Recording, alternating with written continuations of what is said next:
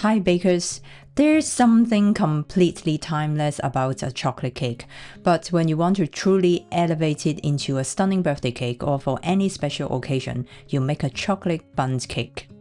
With these elegant ridges, tender crumb, and deep chocolate flavor, it looks like it came from a high-end bakery, but it's actually surprisingly simple to make entirely from scratch. Today I'm taking you along for the entire process. Alright, let's bake. To start, we are preheating the oven to 160 degrees Celsius fan. First, dissolve 1 tablespoon of instant coffee granules into 230 milliliters of boiling hot water and let it cool. Don't worry, it won't taste like coffee. It just boosts the chocolate flavor and keeps the cake incredibly tender. Now in a large mixing bowl, combine 150 milliliters of vegetable oil, 180 grams of caster sugar, and 130 grams of light brown sugar. Whisk these together until they are completely blended. Next, we need 5 large eggs. Add them one at a time, making sure to whisk well after each addition so everything fully incorporates.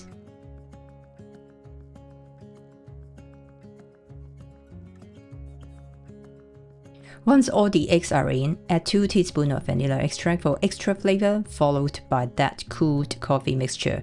Give it a quick whisk to combine. Now, for the secret to an incredibly rich and tender crumb is to add 227 grams of sour cream. It adds a massive boost of moisture through its fat content without making our batter too runny.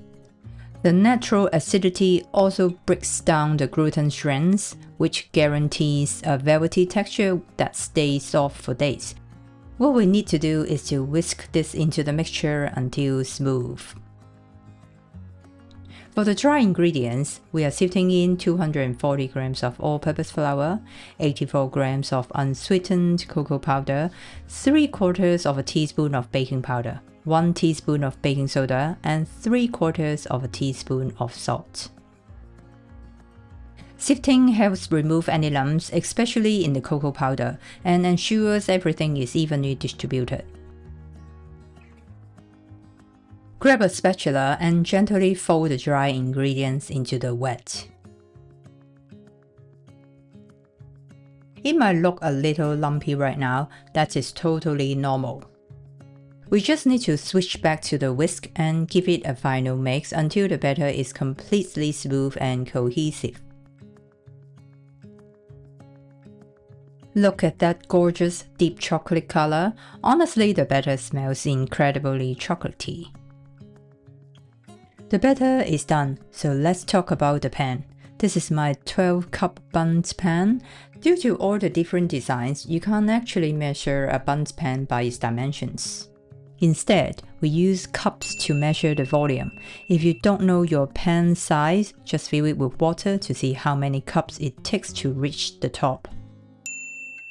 To prep the pan, generously spray it with a high-quality cake release spray, making sure to coat absolutely every single groove and decorative detail. Also, make sure you do this right before you pour, not in advance.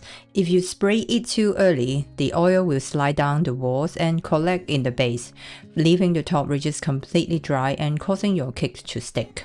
Pour the smooth batter into the prepared pan.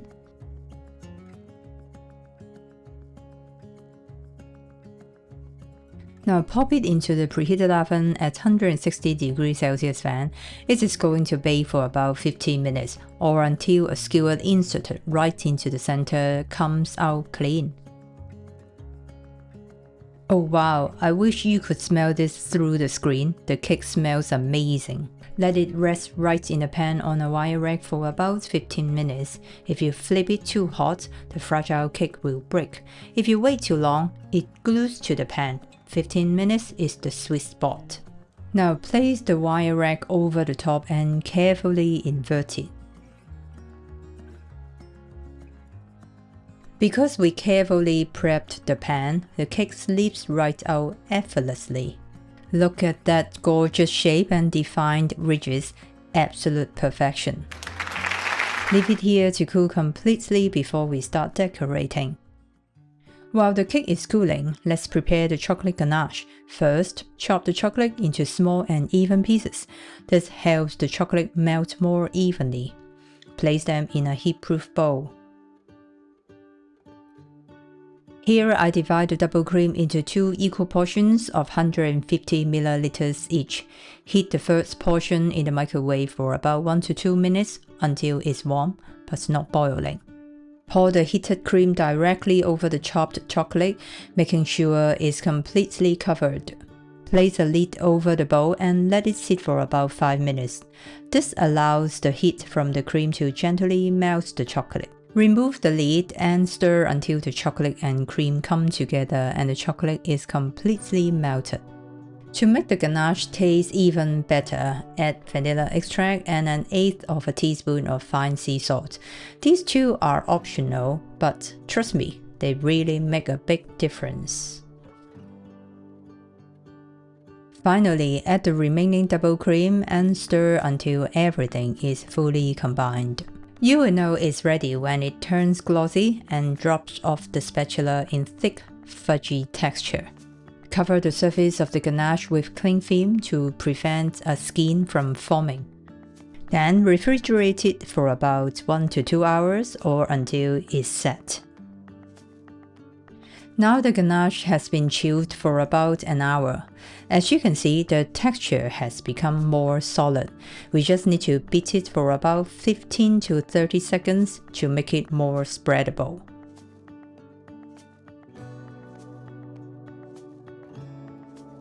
Just like this.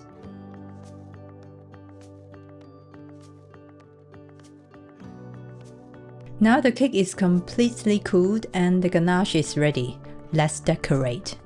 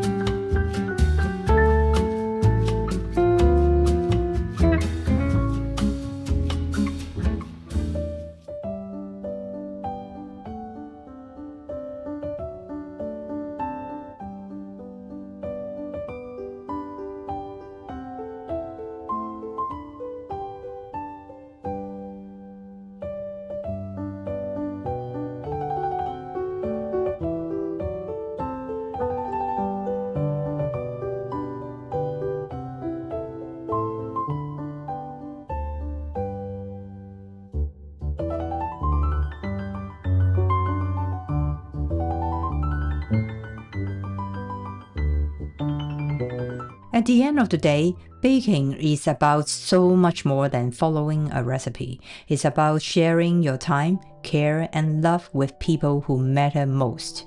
If you have someone celebrating soon, why not surprise them with a homemade cake?